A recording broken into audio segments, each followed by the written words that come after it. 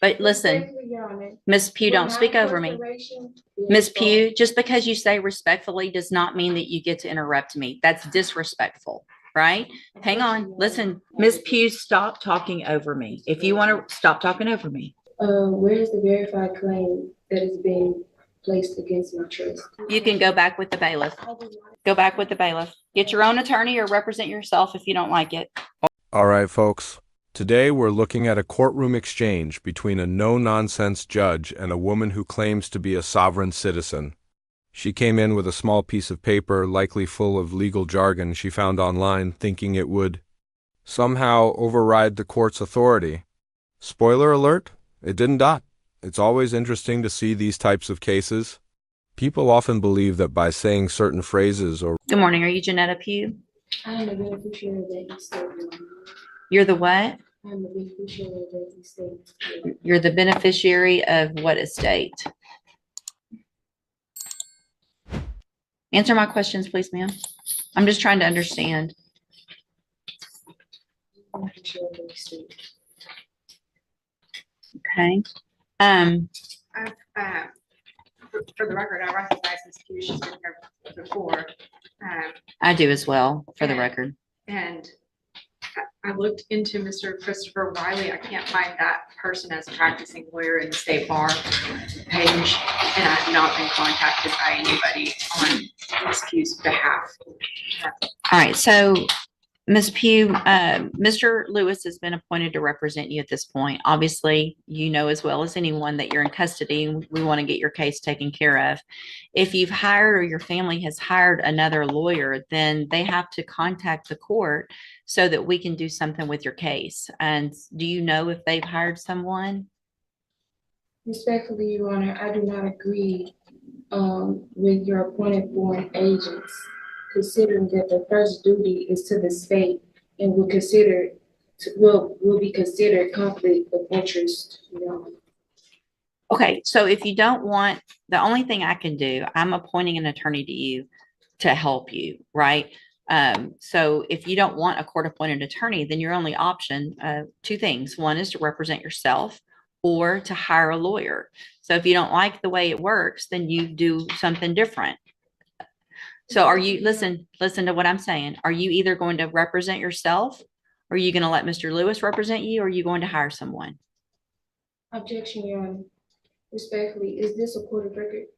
It is a court of record. So your objection's overruled. Okay. Respectfully, Your Honor, where is the verified claim that is being placed against my trust? It's right here. It's called an indictment.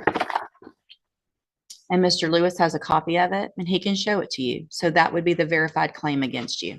Okay. Your Honor, respectfully, Your Honor, there were writs that was filed to the case that still haven't been received.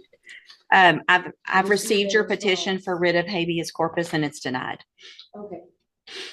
Respectfully, Your Honor, I demand to be released due to lack of evidence of stated claim and not being given the proper opportunity to obtain proper counsel effective defense.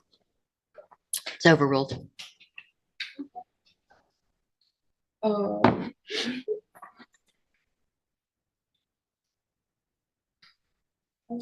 You're running out, aren't you? No, it's fine. refusing to consent, they can escape legal responsibility. But that's not how the justice system works, and the courts have made that clear time and time again. The judge in this case handled things calmly and professionally, even as the woman tried to argue with outdated and inaccurate legal concepts. It's honestly puzzling how she ended up going down this path. She seemed polite enough and even referred to the judge respectfully. But her arguments just didn't hold any legal weight. Let us know in the comments, how does someone get so invested in these ideas? Reading about them is one thing, but actually standing up in court and using them is another. It's hard to understand the logic behind it, and it's not over yet. This same woman actually came back for a second hearing, which we'll also cover. The judge, again, stayed composed and gave her every opportunity to speak, which is admirable. Honestly, it's like trying to explain the rules. So here's the thing, Miss Pugh. I appreciate your position, But listen, Respectfully, Your Honor, Ms. Pugh, with don't my speak over me. incarceration- Respectfully, Your Honor, with my incarceration being Ms. solved- Pugh, just because you say respectfully does not mean that you get to interrupt me. That's disrespectful, right? Hang on, listen to me. Everything you have there is overruled. And here's one of the reasons why, is because you have a lawyer. And your lawyer will file the appropriate motion. You're interrupting me again, which is disrespectful. So I'm going to leave Mr. Lewis as your attorney unless you choose to represent yourself or hire someone else. I'm going to give you 2 weeks to determine what you're going to do. You can go back. You can go back with the bailiff. I do not agree or comply to your appointed. Go back. Agents. You already said that, and that's overruled. Duty is to the state. Go back with the bailiff. Get your own attorney or represent yourself if you don't like it. Of the road to someone who insists stop signs are optional. If she ends up representing herself, the consequences could be serious, possibly years behind bars. Still, the judge showed restraint and gave her a fair shot to be heard. These cases can be frustrating to watch, especially when they waste the court's limited time and resources. But at the same time, they're also a reminder of how important it is to understand how the legal system truly works beyond internet claims and misleading videos. In the end, this hearing was both baffling and revealing. The woman struggled to answer. Perfect. So Ms. Pugh, Mr. Jeffries has been appointed to represent you. He's just been given, he's trying to get caught up real quickly on all the information and the discovery in your case. I'm going to reset your case so that he can get all of that. Once he gets it, he'll be out there to go over it with you, and we'll see if we can get an announcement at the next court date. Respectfully, Your Honor, I do not agree to comply with any of the appointed court agents, considering that their first duty is to the state. I understand. We've had this conversation before. And for your record, I'll be representing myself.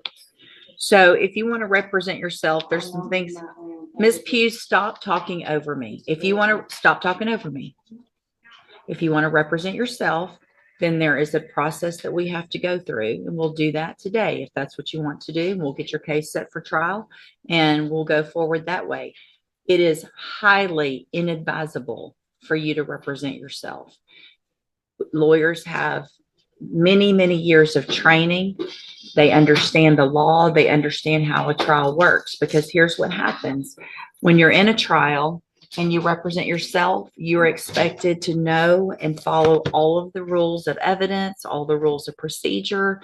And so you're really at a disadvantage if you don't know those things. And so you have to do everything just like the assistant district attorney would. And if you don't, you're going to be in front of a jury and it's going to show, and it's just not going to be, it usually does not work out in your benefit. But I have to go through with you some questions first before we do that. And then if you still want to do that, then there's a couple of things couple of options, and we'll go over those as well. Okay. So I am supposed to ask you, I'm going to go through these questions. I need you to answer them if you want to represent yourself, because this is required. All right. So have you ever studied the law? Okay. Have you ever represented yourself before in any kind of criminal matter? Okay. Do you understand the charges against you? Okay. And so do you know, and we've gone over before, I think, what the range of punishment is if you're found guilty on a jury? Do you know what that is? Let's see. Hold on a second. Let me pull you up here. We'll go over that again as well. The date of that allegations from June 22nd of 2021. And what that means is if you're found guilty, that the range of punishment that the jury could give you is between 2 years as a minimum punishment up to 10 years in prison, anywhere in between. Do you understand? And you answer out loud just for the record. Do I understand? No, I don't understand. What do you not understand about that? Even the simplest questions, and her arguments fell apart quickly. But again, the judge kept things fair and professional. I don't understand, Your Honor. So here's the thing. If you want to represent yourself by law, you have to be able to understand these things. Otherwise, I've got to appoint an attorney for you. So you can't just say, I want to represent myself because I don't like the attorney or I don't like the process. This is the process that you're in. You live in Texas, you live in the United States. This is the law that applies to your case. So what do you not understand about the range of punishment if you're found guilty? And I'd be glad to explain it.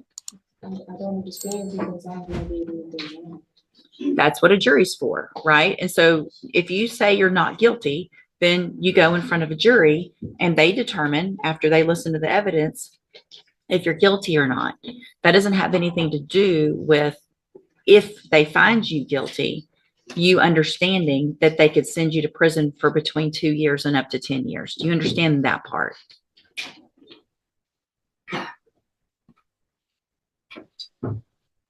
What are you, yes or no? No, you don't understand that. So, Ms. Pugh, it's my understanding, I'm not going to allow you to represent yourself because you don't understand the law and the process. So we're on question number 4 out of 15 that I'm supposed to ask you. So Mr. Jeffries is going to stay on your case. I don't care what you want at this point. You can't do it. All right, you can go back with the bailiff. I'm done. Go back with the bailiff. Go back with the bailiff.